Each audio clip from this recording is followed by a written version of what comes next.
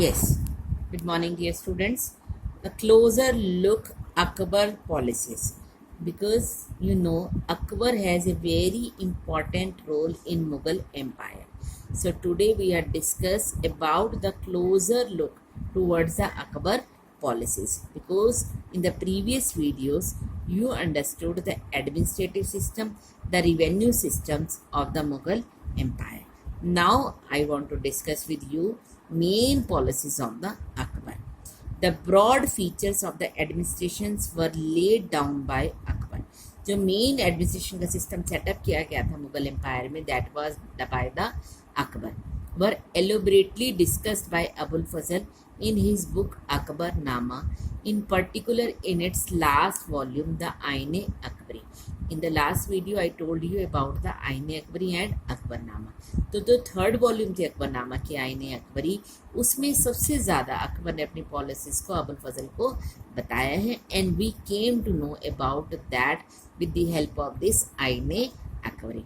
अबुल फजल क्या लिखता है? Abul Fazal explain that the empire was divided into provinces called subas. Underline कर लीजिए, जैसे हमारा इंडिया को हमने डिवाइड किया हुआ स्टेट्स में, तो अकबर ने पूरे एम्पायर को किस में डिवाइड किया हुआ था? प्रोविंसेस में.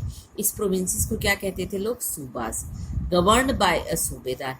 जैसे हमारे स्टेट्स के क्या होते हैं? Chief minister, governor. ऐसे ये सूबे के जो गवर्न करते थे उसकी क्या कहा गया? सूबेदार. Who carried out. अब सूबेदार क्या काम करता था? Both political and military functions. So that was the work done by the सूबेदार. पॉलिटिकल सारा मैनेज करेगा और मिलिट्री को मैनेज करेगा. Each province also had a financial officer और दीवान. हर प्रोविंस का क्या होता था? एक उसके साथ फाइनेंशियल ऑफिसर्स होता था. जैसे हमारी फाइनेंस मिनिस्टर कौन है? मिसेस निर्मला सीतारमण. तो ये इसको क्या बोलते थे उस टाइम पे? दीवान. For the maintenance of peace and order in इस प्रोविंस, जैसे हमारे यहाँ पर सुप्रिंटेंडेंट ऑफ पुलिस होता है, तो सूबेदार was supported by other officer. सूबेदार क्या करता था? दूसरे ऑफिसर्स को भी साथ साथ अपॉइंट करता था. सच एज मिलिट्री पे मास्टर बख्शी. जो मिलिट्री को सैलरीज देता था, मिलिट्री को पे के अकॉर्डिंग मैनेज करता था, उसको क्या बोलते थे? बख्शी. The minister in charge of religious charitable patronage, सदर. उसको क्या बोलते थे? जो रिलीजियस काम देखता था, धर्म के काम देखता था, दान के काम देखता था, उसको सदर बोलते थे. मिलिट्री कमांडर्स कौन होता था? फौजदार. आज भी आप सुनते हो कोतवाल, फौजदार. तो ये रैंकिंग उस टाइम पे भी दी गई थी अकबर के द्वारा. एंड टाउन पुलिस कमांडर कोतवाल. और शहर का जो कमांडर होता था उसे क्या बोलते थे? कोतवाल. तो these were the names given to their administrator. Akbar's nobles commanded large armies and had access to the large amount of revenue. While they were loyal, the empire functioned efficiently, but by the end of the 17th century, many nobles had built independent networks of their own. Their loyalties to the empire were weakened by their own self-interest.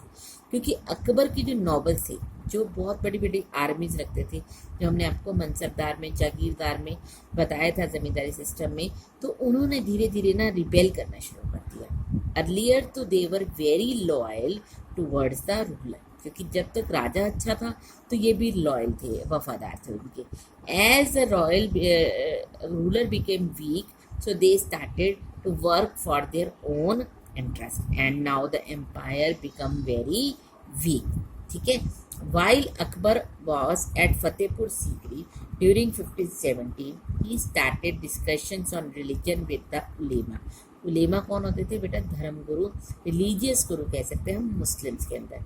तो राजा जब फतेहपुर सीकरी में था तो उसने बात करनी शुरू की उलेमा से, ब्राह्मण से, जीसस से, प्रिस्ट से, over Roman Catholic and Zoroastrian. सारे धर्मों के लोगों को यहाँ बुलाया, जो भी उनके हेड थे.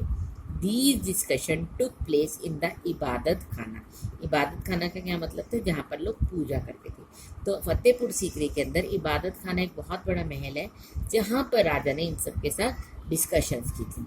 He was interested in the religion and social customs of different people. उसको अच्छा लगता था कि हर धर्म के बारे में जाने, क्योंकि आपको मालूम है उसकी तीनों रानियाँ हिंदू भी थी, मुस्लिम भी थी और पर्शियन भी थी. तो Akbar's interaction with people of different faiths made him realise that religious scholars who emphasized ritual and dogma were often bygone. Dots, underline कर लीजिए इस लाइन को, वेरी इंपॉर्टेंट लाइन। अकबर का इंटरेक्शन, विश्वास क्या था कि जो जितने रिलीजियस स्कॉलर्स हैं, जो बड़े बड़े विद्वान हैं, धर्म गुरु हैं, वो किस पे विश्वास करते हैं? रिचुअल, रीति रिवाजों पे, डोगमा पे, कर्म कांड पे, कि ये ऐसा करना चाहिए, हमें ऐसे करना चाहिए। And were often bigots, ये कट्टरपंथी होते हैं जो ये कहते हैं कि हिंदू धर्म है तो हिंदू धर्म अच्छा है, मुस्लिम गुरु कहेंगे मुस्लिम धर्म अच्छा है, सिख धर्म कहेंगे सिख अच्छा है। पर ऐसा नहीं, वो कह रहे थे, अकबर ये चाहते थे कोई ऐसा धर्म होना चाहिए जिसमें कोई डोगमा ना हो, कोई ऐसे रीति रिवाज ना हो, कोई कट्टरपंथी ना हो कि नहीं हिंदू मुसलमान नहीं हो सकता। मतलब उसकी रिलीजियस सेंटिमेंट्स, इतना ब्रॉड विजन था अकबर का कि वो हर धर्म की रिस्पेक्ट करता था।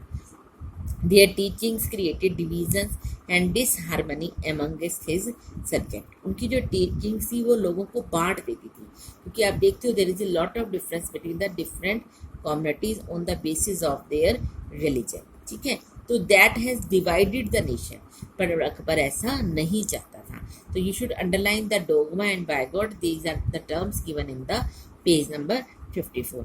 ठीक है, you should underline that. Next you can see, यहाँ पर ये डिस्कशंस कर रहा है अकबर इबादत खाना में सारे रिलीजियस गुरुज के साथ बैठ के। Led Akbar to the idea of Sulh i Kul, universal piece.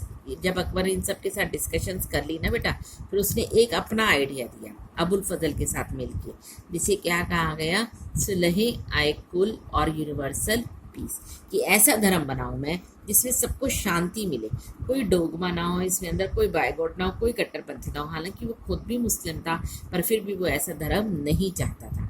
This idea of tolerance did not discriminate between people of different religion in his real. कि ऐसा आइडिया से इसको बेनिफिट क्या था कि लोगों के बीच में भेदभाव नहीं रहेगा, ना हिंदू मुस्लिम का झगड़ा रहेगा। Instead it focused on A system of ethics, honesty. उसकी क्या नैतिकता थी, एथिक्स क्या थे, उसकी वैल्यूज़ क्या थी?